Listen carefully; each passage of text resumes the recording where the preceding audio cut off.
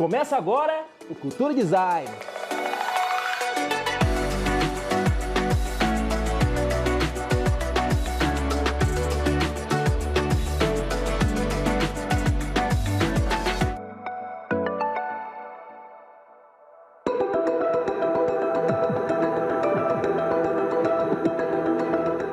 Então, esse projeto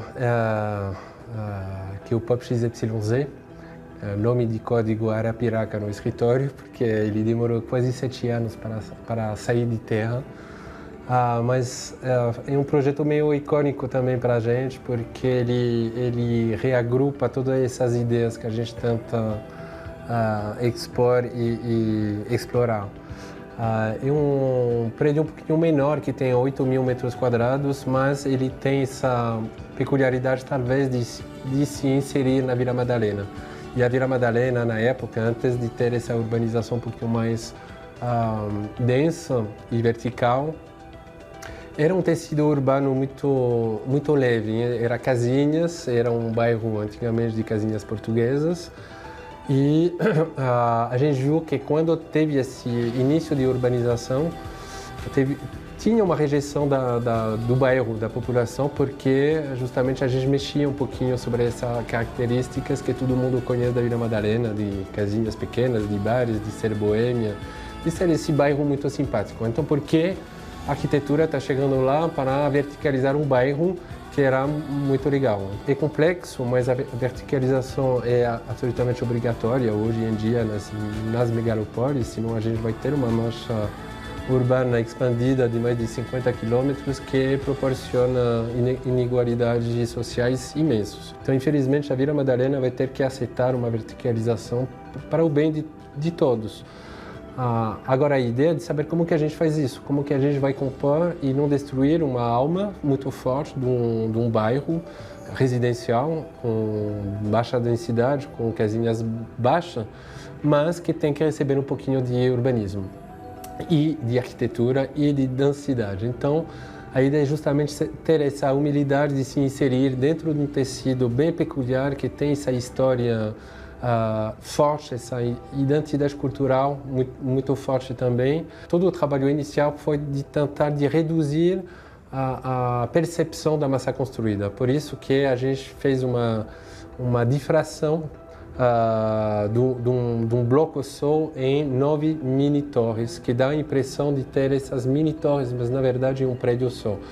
O pensar um apartamento de uma forma mais doméstica, no sentido de empilhar umas casinhas, uma em cima da outra, que era muito condizente com o bairro também.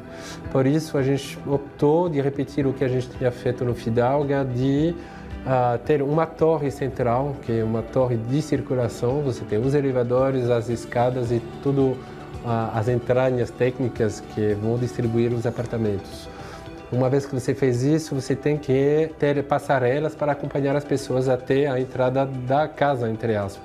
Por que da casa? Porque essa passarela é externa, ela permite justamente sentir o calor, o frio, a chuva. Quando chove, chove mesmo um pouquinho dentro dessas passarelas, mas faz parte dessa vontade de reconexão com o meio ambiente.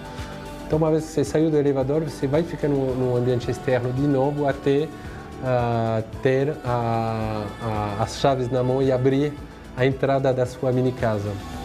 E essa difração permite também de ter muitas mais vistas. Uma vez que você fez isso, tem consequências de ventilação, de insolação e de passarelas que permitam também essa frição social que é legal para tentar reconhecer ou conhecer o vizinho que mora do lado de você. Isso era parte mais de implantação de arquitetura. Depois tem esse pensamento de materialidade que vai se conectar mais uma vez sobre o contexto do bairro. Então a gente queria usar materiais do próprio bairro e todas as fachadas externas desse complexo são de concreto projetado que você pode achar nas casinhas que tem na Vila Madalena. E, ao contrário, por dentro a gente usa azulejos reflexivos, então, porque é reflexivo um azulejos que permita o rebatimento do sol por dentro dessa parcela que estava um pouquinho escura. E esse azulejo, o desenho é inspirado justamente da implantação do próprio prédio. Então, é um círculo assim de um microdesign até o macrodesign. E o Arapiraca tinha essa coisa mágica de ter dois acessos, um pequenininho na Rua Delfina, que tem o Bar Astor, que é muito famoso, tem muitos bares e vida comercial aqui, e aí a gente usou a fachada ativa, que se chama fachada ativa, e a permissão pela prefeitura de ter um térreo comercial. E uma vez que você tem uma fachada ativa, quer dizer, um comércio, você religa um pouquinho esse espaço que era privado com a cidade. Você tem essa interação e reoferta uma praça urbana para os moradores da Vila Madalena.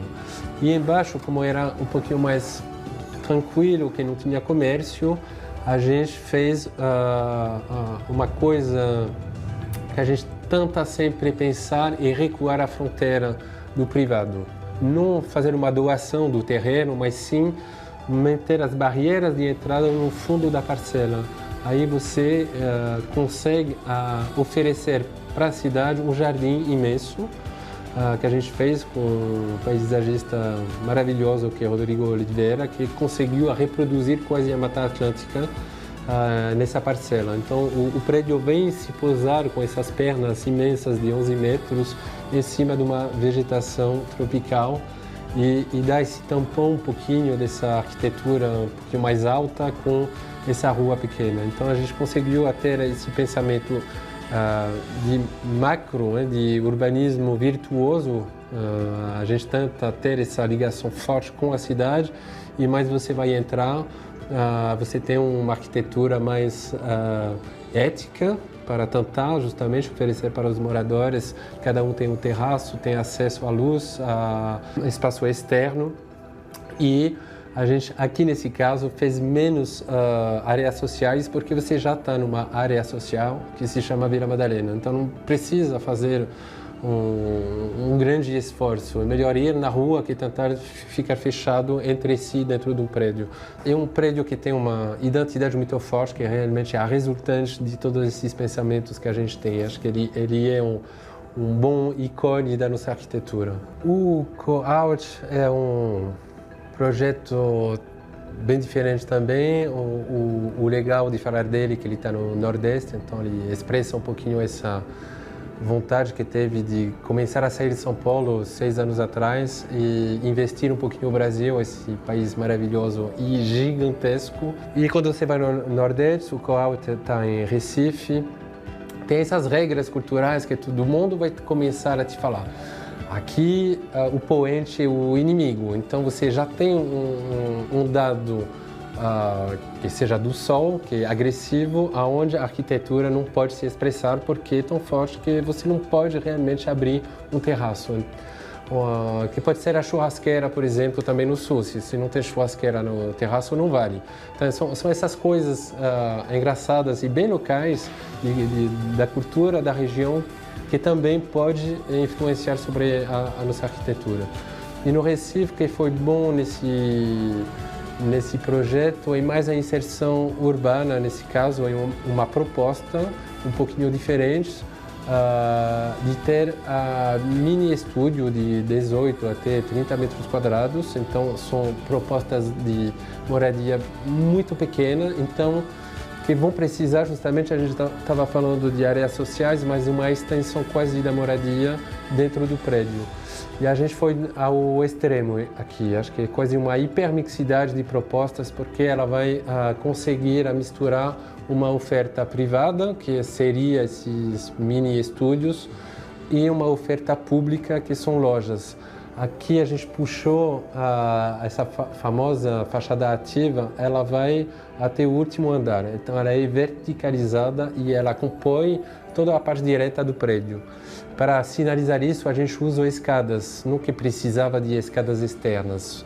A gente podia, óbvio, subir com o elevador, mas essa escada ela simboliza justamente esse percurso público que você pode fazer da calçada até o rooftop lá em cima do prédio.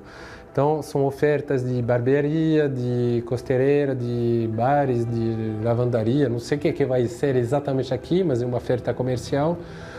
E em cima de um térreo livre, 100% livre, aberto, que permita justamente esse espaço público entrar dentro do terreno. Então é uma extensão da calçada que vai invadir o terreno inteiro para proporcionar um café, uma livraria e ter esse início de percurso até o topo do prédio. E também, para finalizar esse projeto peculiar, a gente usou aqui todo um sistema pré-fabricado, que são sistemas construtivos justamente que talvez tenham um pouquinho mais de futuro, que permita desde o início do projeto a ter um pensamento mais técnico construtivo que permita menos gastos energéticos na obra, ter uma obra limpa, que não suja, que não emite, o que não gasta tanto água, enfim, é um pensamento um pouquinho holístico que a gente gosta de ter sobre a premissa do projeto até a finalização, incluindo a obra e os materiais.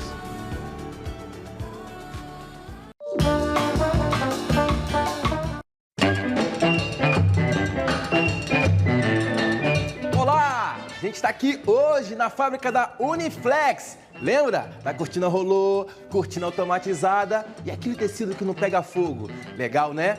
Vou te mostrar tudo aqui, o processo, como funciona, o maquinário usado, cheio de tecnologia, inovação. Ficou curioso? Chega aí que eu vou te mostrar. Chega aí, vamos lá. Muito bem, sejam bem-vindos à fábrica. Aqui é onde tudo começa. Esse é o nosso estoque de matéria-prima, os tamanhos, as cores, as espessuras do material que é usado nos projetos personalizados dos nossos clientes. Olha só, aqui está um exemplo de cortina rolô. É um projeto personalizado no tamanho e na espessura que o cliente escolheu. Aqui uma etapa do processo muito importante, é onde está sendo realizado o corte da cortina Mystic para o projeto personalizado. E como eu falei lá no início, aqui é tecnologia, né? Essa máquina realizou um corte preciso. Olha isso.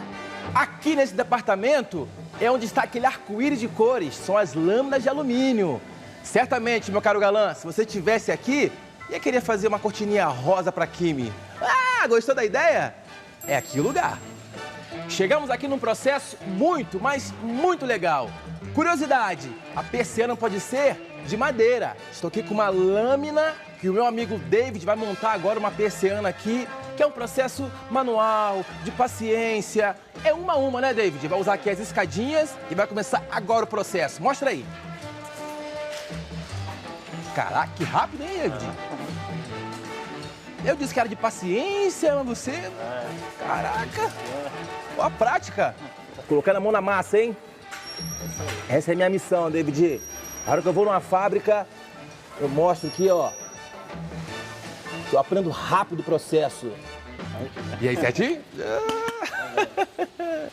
E depois desse processo de paciência com meu amigo David, nós temos aqui a persiana finalizada, prontinha para embelezar o seu projeto, motorizada. Quer ver? Subiu. Subiu.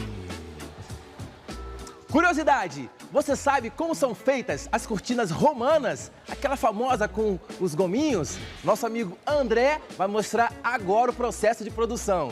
Chega aí. Aqui são as varetas, certo? Isso. Aqui que eu faço aqui. Aqui eu vinco ela. Essa aqui é pra vincar silicone, pra ajudar ele a passar. Aqui agora eu vou ajudar você.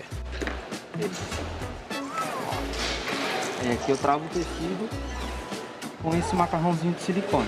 Agora é hora de bater. Aí aqui você pode bater a vareta todinha até lá.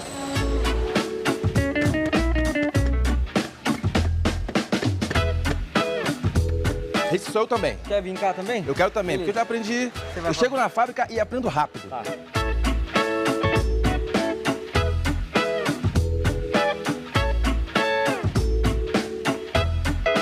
E aqui estamos com a linda cortina romana finalizada que eu e meu amigo André confeccionamos. Olha ela funcionando.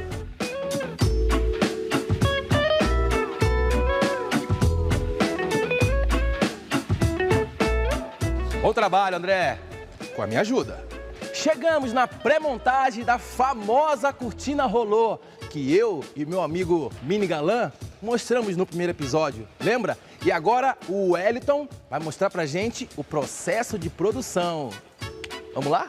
São 3 processos na fabricação da cortina rolô. Agora é o corte. E agora o Wellington vai inserir o tubo e tirar a largura. É o que ele disse.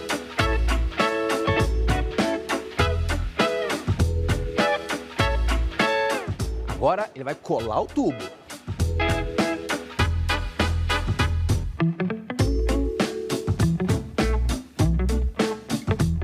Já tá pronto. Pô, que rápido, hein? E aqui agora no controle de qualidade, eles vão manusear o produto e conferir se não tem nenhuma imperfeição e deixar prontinha para casa do cliente. E aí, pessoal, tudo certo aí? E essa aí tá aprovada? Aê! Estamos aqui agora no xodó da fábrica da Uniflex. É o seu imenso depósito. Cada tubo desse aqui veio de um lugar diferente do mundo. São mais de 10 países. É uma infinidade de opções. Olha que beleza! Ei, quanto tubo! Aqui, aqui, ali, ali. Esse da Alemanha, esse da Itália. Caramba! Eu vou até ali em cima, talvez. Austrália! Caraca! Nós trabalhamos com as melhores obras, as melhores arquitetos no high-end do mercado, trazendo sempre o que há de melhor do mundo inteiro. Hoje temos os melhores fornecedores espalhados aí mundo afora, um grande estoque para poder abastecer a nossa rede de 65 lojas exclusivas Uniflex no mercado, e estamos sempre trazendo o know-how de fora, sempre trazendo aquele DNA do suíço que já vem da 4ª geração de empresários, hoje aqui no Brasil, empresa brasileira, mas com DNA suíço. O maior desafio nosso hoje é atender na ponta. A indústria é uma coisa que é muito bem controlada, principalmente porque está debaixo da gestão aqui. Mas o Brasil é um país muito grande, então a gente está falando de norte e sul, 4, 5 mil quilômetros, e a gente tem nossa rede de lojas muito bem treinadas, mas à distância. Então, a grande desafio nosso é trazer a qualidade feita aqui dentro da empresa para a casa do cliente. Isso significa ter vendedores bem treinados, lojas bem equipadas e instaladores bem equipados para realmente trazer o nível de qualidade que a gente faz aqui, controla aqui, até a casa do cliente. Chegamos no setor das cortinas de tecido. Depois da barra pronta, é feito o corte final. Então aqui agora a Nani está prendendo a barra da cortina e vai realizar o corte. Ó, a maquininha já ligou. E vai realizar o corte no tamanho do projeto que ela recebeu. Vem, maquininha, vai cortar. Olha, é automatizado, hein? Aqui é o Você Sabia, e agora eu vou te mostrar uma exclusividade. É uma opção de barra para as cortinas blackout, que não usa agulha, que deixa passar a luminosidade. É a barra de chumbo. Chega aí.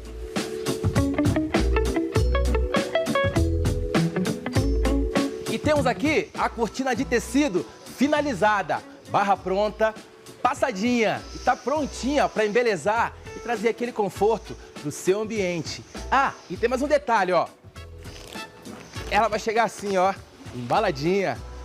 Nossa, parece um presente, né? Que legal.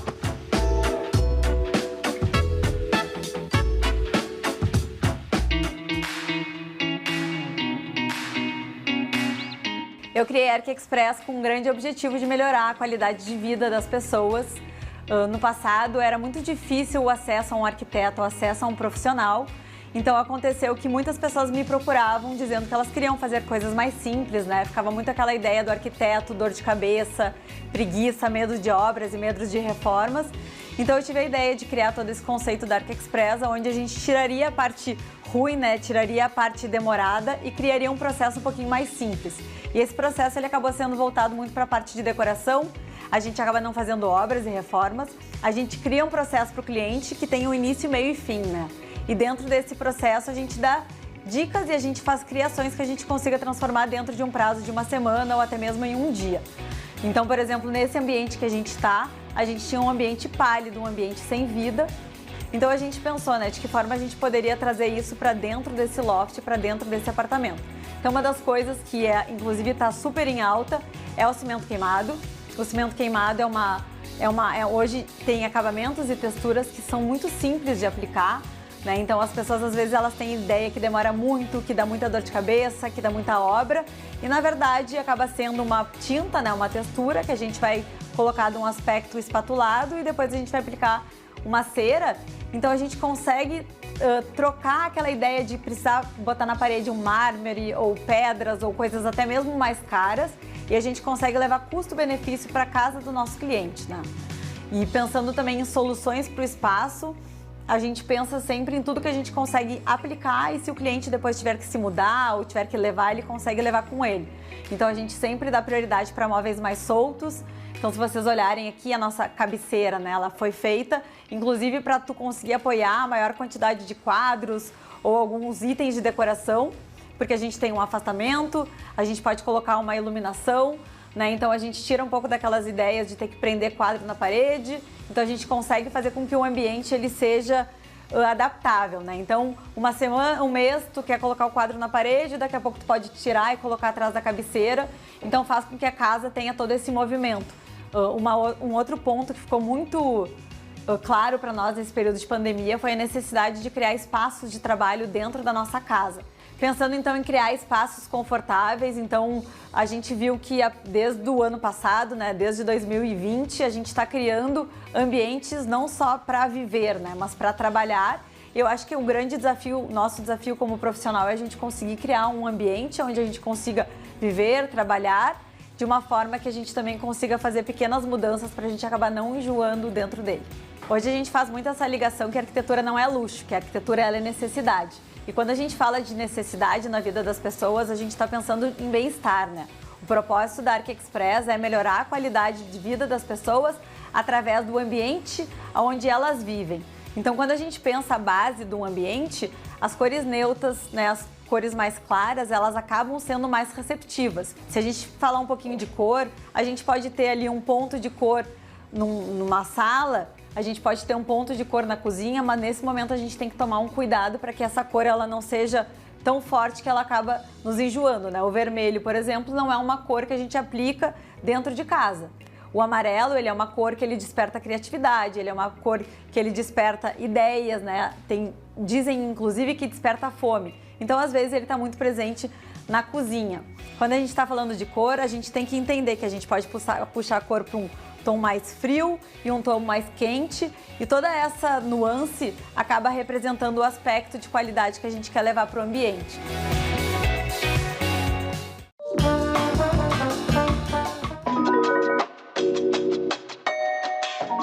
No Estúdio Penha a gente tem uma linha de pensamento, uma filosofia que a gente vai amadurecendo, que a gente vai construindo à medida do tempo, se especializando.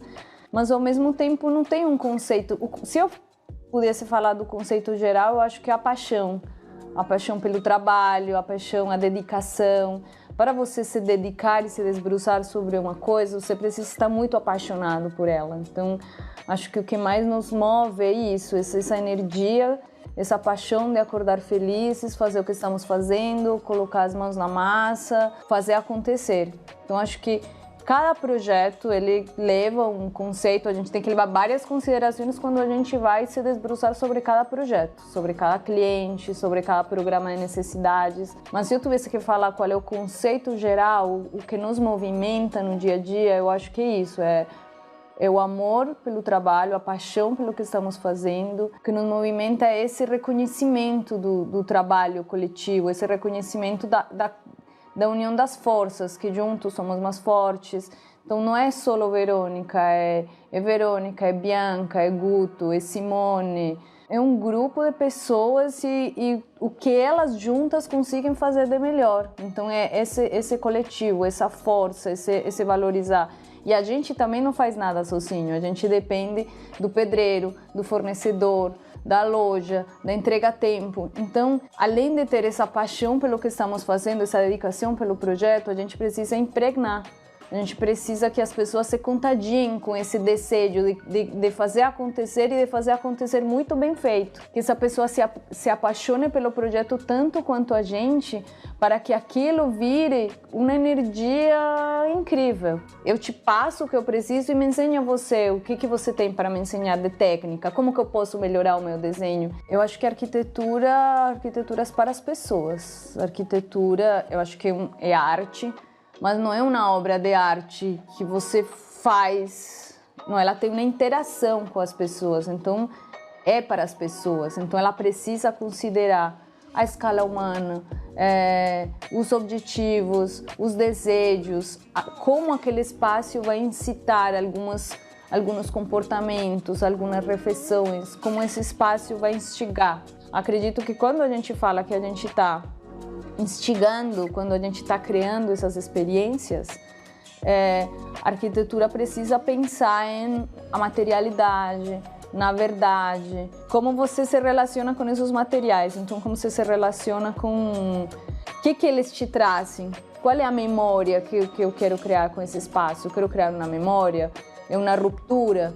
Não, eu quero que essa pessoa se senta na casa dos avós, ela tem essa memória, não, o aconchego vem da memória, não, o aconchego vem do conforto dos materiais, mas o conforto não é mais que uma coisa sensível que você tem porque aquele te traz uma lembrança, porque aquele te gera uma sensação. São Paulo é uma escola de como você se relaciona, como você pega o melhor de São Paulo, como ao mesmo tempo aquilo que não é bom, como que você pode transformar aquilo que não é legal.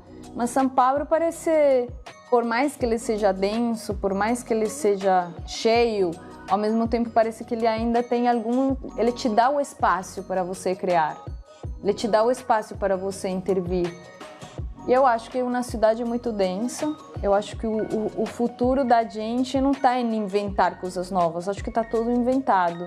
A gente precisa reinterpretar, contar a mesma história de outra forma, ressignificar os espaços, ressignificar os lugares. Então, eu acho que São Paulo é aquela provocação contínua, mas é aquela cidade que te instiga a olhar nos detalhes, ao descobrimento, aquele lugar, aquela coisa incrível, aquele espaço, aquela exposição.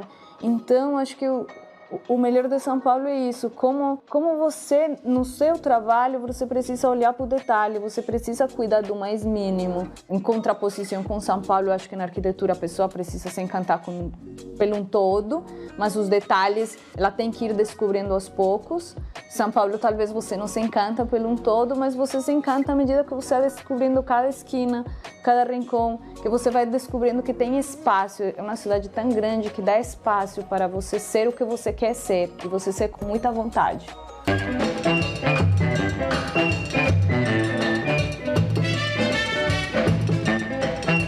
Meu caro Johnny! Meu caro Leblon! Tudo beleza? Tudo beleza. Hoje falaremos mais um pouco sobre design, tecnologia. Nesse caso, dessa fechadura aqui, ó, que ela tem muita tecnologia e não necessita daquela famosa dancinha do ai meu Deus, cadê minha chave? Eu perdi minha chave, não acredito. Pô, Leblon, fazer dancinha é muito legal, né, cara? Mas quando você tá na balada e não fora de casa, livre, louco, pra saber se perdeu a chave ou não, né? É verdade. E olha que de dancinha eu entendo, hein? Fui lá no Balé Bolshoi, em Joinville, fiz uma super aula com o mestre do balé, foi muito legal, mas isso não veio ao caso. Vai, vamos ao que interessa. Você sabia que essa fechadura possui o Yali Connect? Você pode abrir de qualquer lugar do mundo usando o seu celular ou qualquer outro dispositivo móvel com acesso à internet. Ah, poxa, muito legal, hein, Leblon? Então quer dizer que... Pô, demais. Então quer dizer que além de não precisar de usar a chave, eu também, então, se eu tiver uma Alexa comigo, eu posso até usar o comando via voz, né?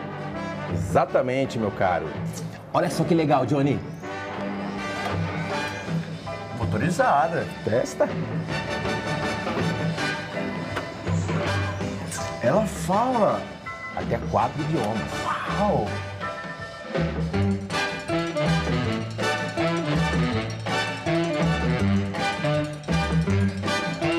E esse detalhe, Johnny, deixa o visual da porta mais bonito, permitindo que nossos arquitetos tenha um objeto funcional de design nos seus projetos, deixando tudo de forma mais tecnológica. Legal, mas falando de funcionalidade, eu tenho uma dúvida. Ela é alimentada por 4 pilhas AA. E se as pilhas acabarem? Mas é novato mesmo, né, meu caro Johnny Boy? O que você está pensando? Que acabou a pilha, você vai ficar para fora? É claro, né, que aqui tem uma alimentação de emergência. E se for o caso, se você realmente quiser, é relacionamento pela chave. Normal, convencional. A chave mecânica. É lógico. O design vem e transforma o que é convencional em algo desejável. E eu enfatizo o desejável aqui, porque essa aqui eu quero levar comigo, hein, cara? E aí, você acha que tem como falar com o diretor lá pra... depois da gravação, levar comigo? Tem como sim. Tem como você ficar quietinho na sua, porque senão você vai perder o seu emprego, meu caro novato. Essa daqui eu já combinei. É do papai aqui. Ah, legal.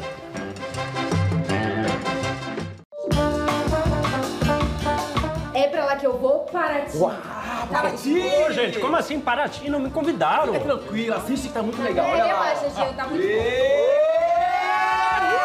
Oi, Giovana. Oi, Maria. Oi, Estamos Levanzinho. em Paraty, no Rio de Janeiro. E pela companhia aqui desse grandão, o que vai rolar hoje? Hoje é dia de muita aventura. A gente vai conhecer várias cachoeiras. Alambiques e a Fazenda Bananal, que eu tô super ansiosa. Bora? Vamos que o dia é longo. Dia de aventura, né? Tô pronto pra Lebão, isso. por favor. Então parece Primeiras damas. Exato.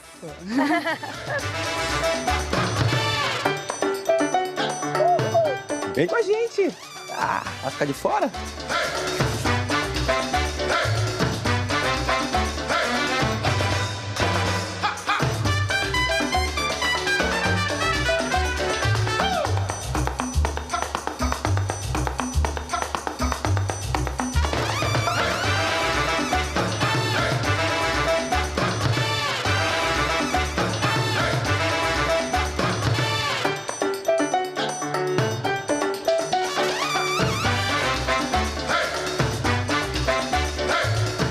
Chegamos aqui na cachoeira Poço da Usina. Tem 6 metros de profundidade, hein? Atenção, blogueiras! Agora uma sessão de posições para que você contemple a cachoeira com as suas fotos, hein? Agora vai a primeira, aquela carinhosa. Essa é clássica, né? Finge que vai, mas não vai. Ah, agora os 3 amigos. Vem, Vitória. Com V de Vitória, hein? Ai, Bia aqui. Com aquela animação de sempre. Ah. Valendo? Atenção, blogueiras! Olha, acabamos de encontrar aqui a roupa da Dona Cobra, Cuidado pra não esquecer a roupa, né? gente. Que trocou. Deve estar toda bonitinha por aí. Olha o figurino da Dona Cobra. Olha a parte da barriguinha dela. E o mais legal é que ninguém mexe com a cobra, porque aqui é a casa dela. Então vocês peçam a bênção aqui, pedem o respeito da cobra, porque aqui é a casa dela, gente. Nós somos os visitantes. Aqui é a casa dela. Todo respeito. Então ela pode deixar a roupa em qualquer lugar. E agora o momento fashion em Paraty. Olha esse chapéu da Maria, que lindo! Folha de imbaúba. Dizem, tem relatos que os indígenas usavam isso como chapéu antigamente. Olha que beleza! Não, o da Maria é uma versão mais Mais seca. moderna, assim, O né? meu é mais tradiça, Essa é a versão polvo e essa é a estrela do mar. Quem você, ó? Não, eu sabia que ia sobrar Tá pra mim. Ai, esse chapéu. Tá bom, vai. Tá bonito. Achei bonitinho.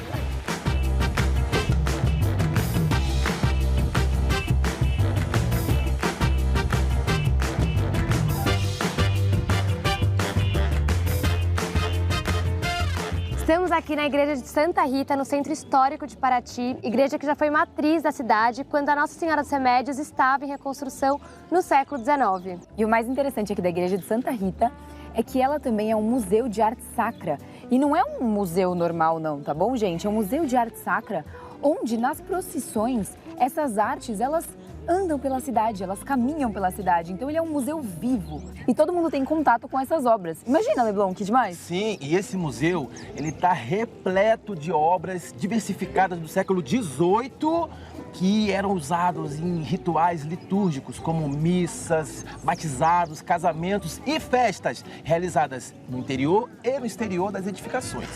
E no exterior, até hoje, como Até eu tava hoje? falando. Porque as obras, Até no elas dia de saem hoje. para as festas, para as procissões. Isso é incrível, é um museu vivo. Obras também do século XVII e XVIII. Período do Rococó. É muita história, né? É muita cultura.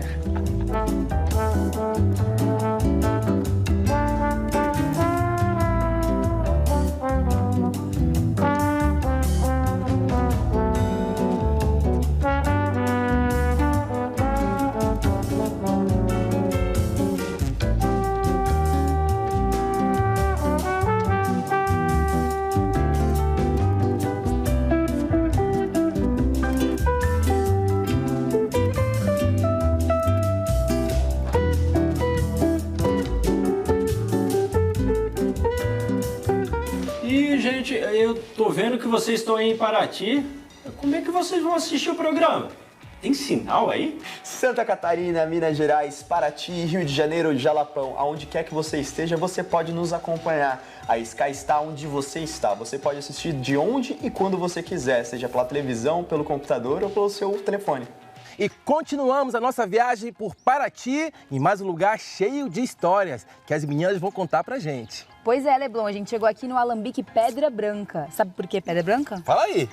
Porque as pedras aqui da região, elas são riquíssimas em calcário. Então, quando sai a primeira capinha da pedra, você vê uma pedra branca. Ah, fica mostra o calcário, que legal. E Leblon, sabe o que é o alambique? Fala aí, Maria. O alambique é onde tem a plantação da cana-de-açúcar e tem toda a produção até chegar na cachaça, no melado, na rapadura. delícia. E Gi, qual é o diferencial desse alambique? O diferencial aqui é que a colheita é manual. Então, eles usam uma faca toda especial para conseguir cortar a cana. É incrível. É a moda antiga. E agora eu vou falar uma coisa. Você sabe por que o alambique é tão importante para a cidade? Porque foi um dos responsáveis pelo crescimento dessa região. Ah, muito legal, hein?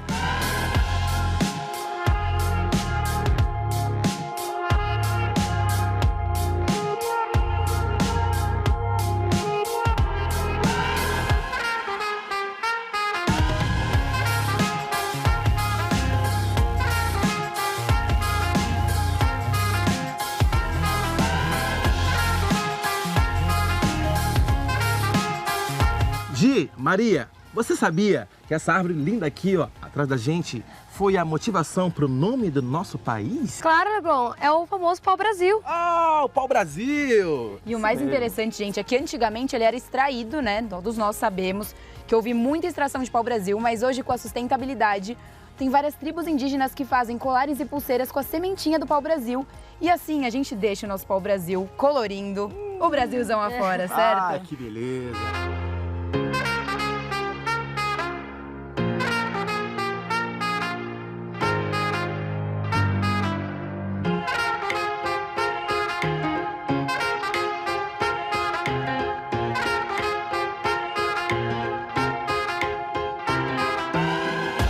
Paraty é marcado por 3 ciclos, o ciclo do ouro, o ciclo do café e a inauguração do Rio Santos, quando começou a crescer o turismo. O ciclo do ouro era quando os espanhóis e os portugueses estavam em conflitos. E o ciclo do ouro ele se dá no final do século XVII, que é quando os portugueses têm um alívio, porque eles estavam super endividados. E aí com o ouro, já sabe, né? Ajudou muito.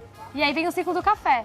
E o caminho que era usado para o transporte de ouro virou transporte de café e veio aí um outro auge econômico na cidade de Paraty. O terreno de Paraty é muito estável com a influência do rio e do mar. E por esse motivo, a maioria das construções são assim, ó, térreas. Exato, e tem esses degraus e soleiras mais altos, inclusive porque as ruas elas têm sistema de drenagem. E Leblon, você sabia que antigamente o sistema de saneamento ele era nas ruas? Ou seja, os escravos jogavam as fezes dos seus senhores nas ruas e aí entrava o mar, por isso que aqui tem a influência da maré alta e da maré baixa. E essas águas escoavam os dejetos. Exato, dos senhores. Opa! Fala aí, meninas, verde ou azul? Azul, azul turquesa. Ah, que maravilhoso! Azul turquesa, azul. Olha essa porta azul. Turquesa, porque sempre foi uma cor que me inspirou, veio das minhas viagens. Eu, quando fui à Grécia, Tunísia, Turquia, aquelas portas turquesa, aquele mar turquesa misturado no branco, incrível. E o turquesa, em Paraty, ele remete às casas da costeira, as casas que ficam na costeira, as casas de pescador. Então, tinha esse link que combinou super.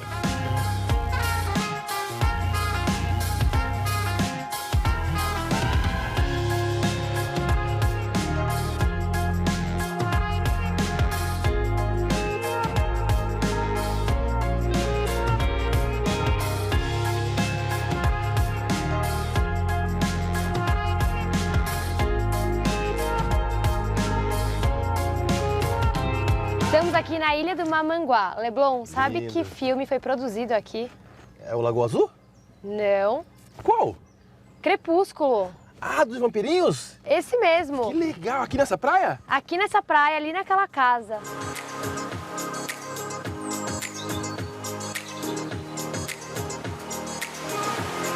Ai, Leblon, tem coisa melhor que alugar um barco e não ter nenhuma preocupação depois? Quê? Só de brincadeira, né, Maria? Um barco não, né? Um iate. Olha isso. 4 suítes, cozinha gourmet. Olha a navegação, que tranquilidade. Você iria até a Europa, sim? Eu moraria aqui nesse lugar, eu moraria nesse barco. Eu tô sabendo que iremos para outros países, né? Com certeza. E vamos combinar? Já vou ficar por aqui. Leblon, e com o serviço da Prime Charters. Maravilhoso. Agora, Leblon, deixa eu te mostrar o barco. Ah, quero ver. Olha essa sala. Nossa, cabe quantas pessoas aqui? 9 pessoas, Leblon. E dá pra ficar confortável, que ainda sobra espaço. Com certeza. E a vista?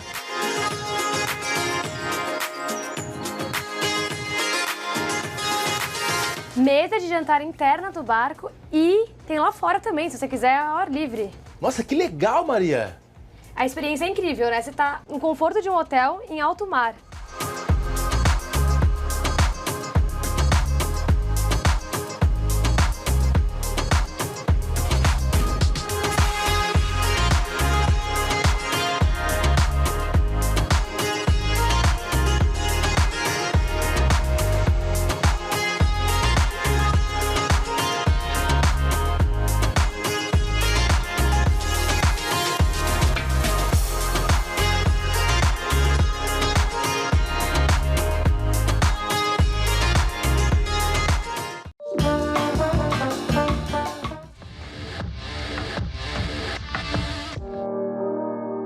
Esse design do tempo não me larga, literalmente.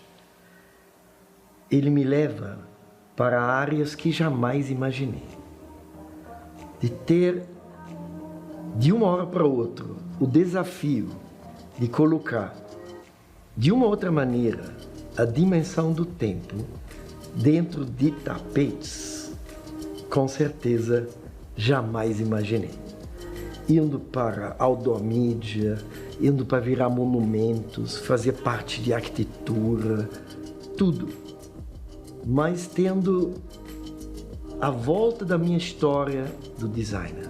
Na realidade, eu queria estudar arquitetura e virei designer gráfico. Graças a Deus, porque como arquiteto provavelmente não teria achado um trabalho para atingir um país gigante como o Brasil.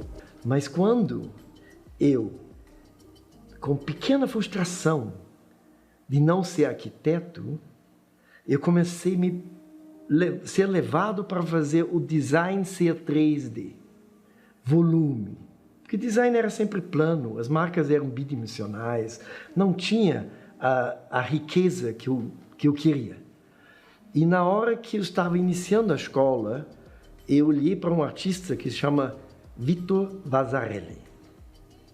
Obras fascinantes, porque eles fazem o volume de esferas. Eu não sei porquê, de repente, tudo que eu fazia de design na escola, e todo mundo achava que era louco, era bolas. Fazia uma embalagem de uma bolsa de casaco de pele, fotografando uma onça e transformando ela em volume. Fazendo uma capa de livro do Aldous Huxley's Brave New World, O Mundo Admirável Novo, Vida in Vitro, eu fiz a capa virar grávido. Bola. Como é que Deus me aponta o caminho para o Brasil? Para encontrar uma empresa que é o quê? Bola? Globo? Estava tudo escrito. Estava tudo desenhado. Eu só precisava seguir o destino, os sinais. Uma revista que aponta a dizer, olha, no Brasil tem a DPZ, tem algum estúdio de design, porque foi publicado na Alemanha. Eu vi e me arrisquei, graças a Deus. Mas que Vasarely é um homem que usava bolinhas e eu dizendo, espera um pouquinho, meu design, se ele forma 43.200 desenhos a cada 12 horas, se eu pego isso e transformo os bolinhas do Vasarely, que me inspirou em 65 hoje, eu vou transformar o Vasarely em tempo. Em lugar de ser bolinha só, vai ser tempo. E de repente eu falei, espera um pouquinho.